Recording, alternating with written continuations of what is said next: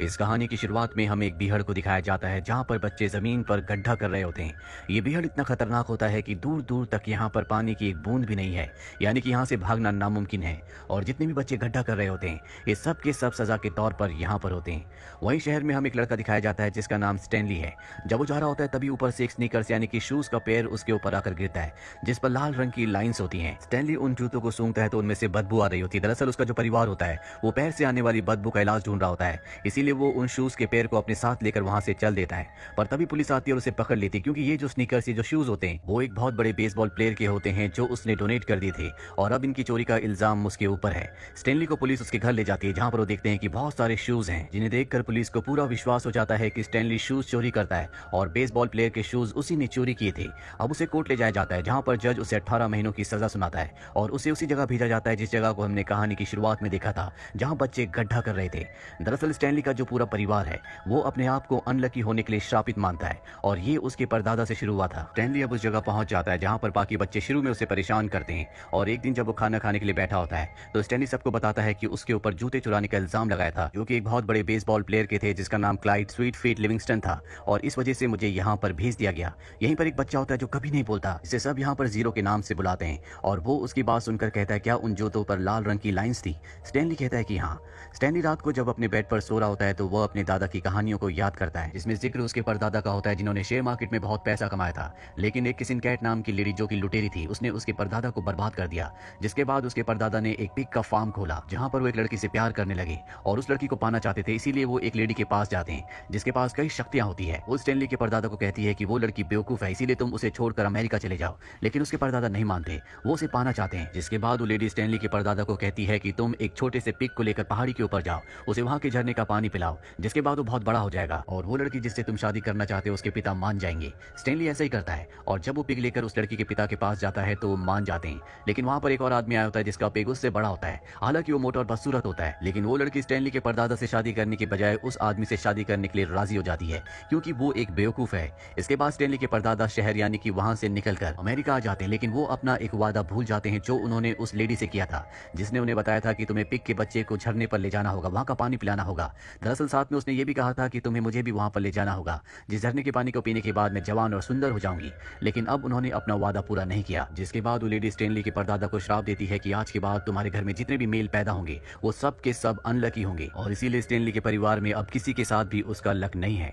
वहीं present time में दिखाया जाता है जहां पर स्टैनली सभी के साथ जमीन में गड्ढा खोद रहा है, लेकिन यहाँ पर किसी को नहीं पता कि ये जमीन में गड्ढा क्यों खोदते हैं। और एक दिन जब स्टैनली गड्ढा खोद रहा होता है तो उसे जमीन में एक चीज मिलती है जो कि बहुत पुरानी होती है। वो उसे लेकर इंचार्ज के पास जाता है ताकि उसे शाबाशी मिले, उसे कुछ रियायत मिल जाए, लेकिन इंचार्ज उसे बताता है कि जमीन से निकलने वाली हर एक चीज की वैल्यू नहीं है। आज से 100 साल पहले यहाँ की जो वार्डन है ये पूरी की पूरी जगह उसके परदादा की हुआ करती थी। वो इस पूरे के पूरे शहर को चलाते थे। उस वक्त इस शहर का नाम ग्रीन लेक था क्योंकि यहाँ पर एक लेक थी जो कि पूरी तरह से सूख चुकी है। और अब यहाँ से कहानी फ्लैशबैक में यानी कि 100 साल पीछे जाती है जहाँ पर हमें इसी जगह को दिखाया जाता है जहाँ बहुत सारे लोग रहते हैं। यहीं पर सैम नाम का एक लड़का था, लेकिन वो एक ब्लैक था। इसी शहर में कैथरीन नाम की एक टीचर होती है जो बहुत सुंदर है।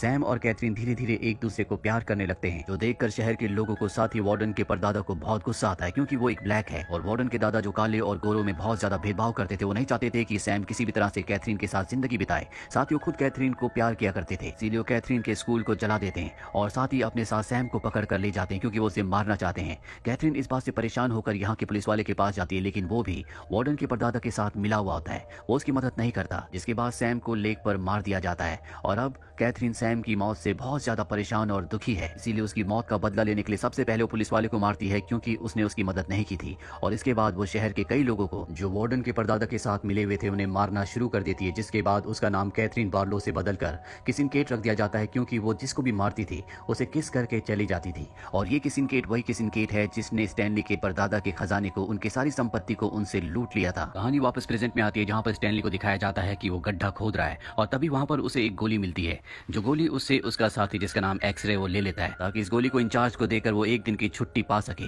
और अब यहाँ पर इस जेल की जेलर आती है जो कि एक लेडी है जो उस गोली को बहुत ध्यान से देखती है और इसके बाद एक्सरे को एक दिन की छुट्टी मिल जाती है। वो ऑर्डर देती है कि उस जगह को अच्छी तरह से खोदो। वहीं इंचार्ज जब अपनी गाड़ी के आसपास नहीं होता तो एक लड़का उसकी गाड़ी से सनफ्लावर के बीज चुरा लेता है जिसके बारे में इंचार्ज को पता चल जाता है और अब सब अपनी जान बचाने के लिए बीजों की थैली को एक दूसरे को पास कर रहे होते हैं। और अंत में वो स्टैनली के पास पहुंच जाती है, लेकिन स्टैनली इसका आरोप किसी के ऊपर नहीं लगाता। वो कहता है कि मैंने इन बीजों की थैली को तुम्हारी गाड़ी से लिया था। इसके बाद इंचार्ज स्टैनली को सजा दिलाने के लिए वार्डन यानी कि जेलर के पास ले जाता है, लेकिन वो स्टैनली को सजा नहीं देती और कहती है कि इसको उसी जगह ले जाओ और इन्हें खुदाई करने दो। अब इससे पहले कि स्टैनली यहाँ से जाता, वो दीवार पर न्यूज़पेपर की एक बहुत पुरानी कटिंग देखता है जिसे फ्रेम किया गया होता है, और ये होती है किसिन केट के बारे में। उसका नाम होता है किसिन केट बार्लो, जिसने आज से कई साल पहले उसके परदादा के पैसों को, उनके खजाने को लूट लिया था। साथ ही उसने और भी बहुत सारे लोगों के खजाने को, उनके पैसों को लूटा था।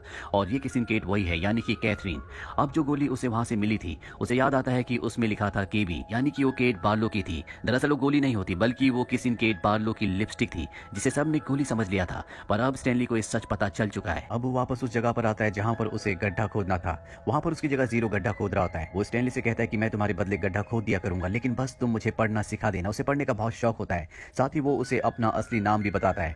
दरअसल ये उसी लेडी का पोता है जिस लेडी ने आज से कई साल पहले स्टैनली के परदादा को श्राप दिया था कि तुम्हारे खानदान में जितने भी मेल होंगे वो सब के सब अनलकी होंगे, कभी किस्मत उनका साथ नहीं देगी, क्योंकि स्टैनली के परदादा ने अपना वादा पूरा नहीं किया था। वो उस लेडी को पहाड़ पर ले जाकर पानी नहीं पिला पाए थे, और इसीलिए स्टैनली की और उसके खानदान में सबकी किस्मत खराब होती है। वो अपना कोई काम पूरा नहीं कर पाते। लेकिन इन दोनों को इस सच्चाई का नहीं पता।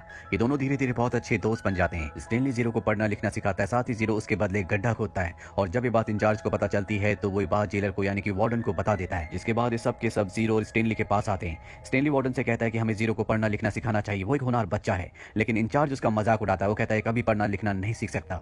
जीरो को इस बात से गुस्सा आता है और वो इंचार्ज के ऊपर हमला करके वहां से भाग जाता है। लेकिन कोई उसका पीछा नहीं करता, क्योंकि सबको पता है कि इतने बड़े भीड़ में वो ज्यादा दिनों तक जिंदा नहीं बच सकता। स्टैनली को जीरो की बहुत चिंता होती है, और रात को जब वो अपने बेड पर होता है तभी उसे अपने परदादा की एक बात याद आती है, जो कि उसके दादा ने बताई थी कि किस तरह से किसिन केट के लूटने के बाद वो भीड़ में फंस गए थे, जहां वो 16 दिनों तक जिंदा रहे। वो एक पहाड़ी पर गए थे। इस पहाड़ी को गॉड फिंगर कहा जाता है, लेकिन वो बहुत ज्यादा थके हुए थे, इसीलिए कभी भी वो उस पहाड़ी को, उस जगह को डॉक्यूमेंट नहीं कर पाए। स्टैनली जीरो को किसी भी तरह से बचाना चाहता है, इसीलिए वो भी इस जगह से भाग जाता है और जल्दी स्टैनली तक पहुंच जाता है, जो बहुत ज्यादा थका हुआ होता है, भूखा प्यासा होता है। ये दोनों के दोनों इस भीड़ में फंस चुके हैं, और तभी ये देखते हैं कि सामने कुछ पहाड़ियां हैं। इन दोनों को एहसास हो जाता है कि ये वही पहाड़ियां हैं जहां पर आज से कई साल पहले स्टैनली के परदादा फंस गए थे। ये तय करते हैं कि ये इस पहाड़ी के ऊपर जाएंगे, जो कि बहुत ही खतरनाक है। और जब ये पहाड़ी के ऊपर चढ़ रहे होते हैं तभी स्टैनली का हाथ स्लिप हो जाता है। उसकी जान बचाने के लिए जीरो उसे शॉवल देता है और उसे ऊपर खींच लेता है, जिसमें उसके हाथ भी जख्मी हो जाते हैं। अभी लगातार ऊपर चढ़ रहे होते हैं, पर जीरो बहुत ज्यादा थक चुका है, इसीलिए वहीं पर वो गिर जाता है। वो स्टैनली से कहता है कि तुम चले जाओ, मैं ऊपर नहीं आ पाऊंगा। लेकिन स्टैनली उसे अपने ऊपर बिठाकर ऊपर ले जाता है, जहां पर ये देखते हैं कि पानी भी है, और ये वही चोटी, वही जगह होती है जहां पर आज से कई साल पहले स्टैनली के परदादा ने जीरो की दादी को ले जाकर पानी पिलाने का वादा किया था। स्टैनली यहाँ पर जीरो को पानी पिलाकर उसे होश में लाता है, और इस तरह से स्टैनली के परिवार के ऊपर जो जीरो की दादी का श्राप होता है वो टूट जाता है, जिससे स्टैनली के पिता, जो कई वक्त से पैरों से आने वाली बदबू का इलाज ढूंढ रहे होते हैं, जो उनकी किस्मत उनके साथ ना होने की वजह से पूरा नहीं हो रहा होता, अब वो पूरा हो जाता है। वो उसमें कामयाब हो जाते हैं, यानी कि श्राप अब टूट चुका है। स्टैनली के परिवार की किस्मत उसके परिवार के साथ है। साथ ही स्टैनली के ऊपर जो इल्जाम होता है वो भी अब पूरी तरह से उस इल्जाम से मुक्त हो चुका है, क्योंकि केस उसकी लॉयर जीत चुकी है। लेकिन जब वो उसे लेने के लिए आते हैं तो वो देखते हैं कि स्टैनली वहां पर नहीं है। वार्डन कहती है कि वो यहाँ से भाग चुके हैं और वो अब तक उस भीड़ में मर चुके होंगे। कहानी एक बार फिर से पास में जाती है, जहाँ पर हमें किसिन केट को दिखाया जाता है, जिसके पास इस शहर का मालिक यानी कि वार्डन का परदादा आता है और पूछता है कि तुमने खजाना कहाँ पर छुपाया है, लेकिन वो उसे खजाने का पता नहीं बताती, जिसके बाद उसकी मृत्यु हो जाती है। और तब से उस शहर का जो मालिक है यानी कि वार्डन का खानदान उस खजाने को ढूंढ रहा है, और इसीलिए बच्चों से यहाँ पर गड्ढे करवाए जाते हैं। पर अब स्टैनली को पता है कि वो खजाना कहाँ पर है, इसीलिए दोनों के दोनों वापस उस जगह पर आ जाते हैं जहाँ पर इन्हें किसिन केट की लिपस्टिक मिली थी। वहां पर एक गड्ढा खोदना शुरू कर देते हैं। अब यहाँ पर वार्डन भी आ जाती है। वो देखती है कि इनके पास खजाने का बॉक्स है, लेकिन उसके ऊपर बहुत सारी छिपकलियां हैं जो कि बहुत जहरीली हैं, जिनसे सब के सब डर जाते हैं। अब यहाँ पर पुलिस विभाग से भी कुछ लोग आ जाते हैं। वार्डन स्टैनली और जीरो के ऊपर आरोप लगाती है कि ये यहाँ से मेरे खानदानी खजाने को लेकर भागने की कोशिश कर रहे हैं। पर इससे पहले कि कोई कुछ समझ पाता, जीरो देखता है कि इस बॉक्स के ऊपर स्टैनली के परदादा का नाम लिखा है, जो सबको बता देता है। इसके बाद इन बच्चों को यहाँ से ले जाया जाता है, जिसके बाद स्टैनली को, जिसके ऊपर अब कोई भी चोरी का इल्जाम नहीं है, उसे मुक्त कर दिया जाता है। साथ ही वो खजाना जो उसने ढूंढा है वो उसी के परदादा का, इसीलिए वो खजाना भी उसे दे दिया जाता है। यहाँ पर अब पूरी तरह से सब कुछ ठीक हो चुका है, इसीलिए 100 सालों के बाद उस भीड़ में एक बार फिर से बारिश होती है, जहाँ पर कभी ग्रीन लेक नाम की झील हुआ करती थी, यानी कि एक बार फिर से यहाँ पर झील होगी और सब कुछ पहले की तरह हो जाएगा। इसके बाद स्टैनली जीरो के साथ अपने घर आ जाता है, जहाँ पर वो अपने परिवार को अपने खानदान का खजाना दिखाता है, जो देखकर वो सब बहुत खुश हो जाते हैं। साथ ही जीरो जो अपनी मॉम से बिछड़ गया था, वो अपनी मॉम से एक बार फिर से मिलता है। कहानी के अंत में दिखाया जाता है कि स्टैनली और जीरो दोनों के दोनों अब बहुत अमीर हैं, इनके पास अपने आलीशान घर है, और जेल से जितने भी बच्चों को छोड़ा जाता है सब इन्हीं के साथ रहते हैं। इसी के साथ ये फिल्म, ये कहानी यहीं पर खत्म हो जाती है। उम्मीद करते हैं कि ये कहानी आपको पसंद आई होगी।